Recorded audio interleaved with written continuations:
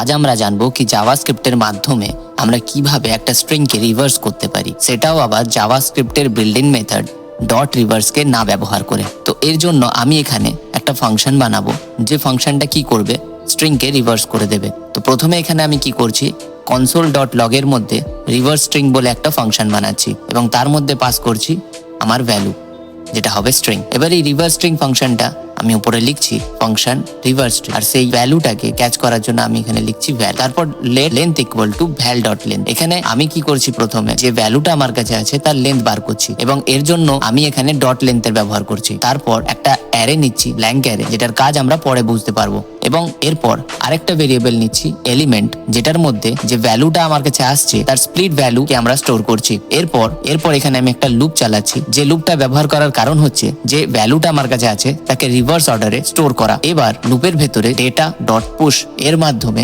Data বলে যে আমরা ব্ল্যাঙ্ক অ্যারেটা নিয়েছিলাম তার মধ্যে এলিমেন্টটাকে রিভার্স অর্ডারে স্টোর করা হচ্ছে এই ফর লুপের মাধ্যমে।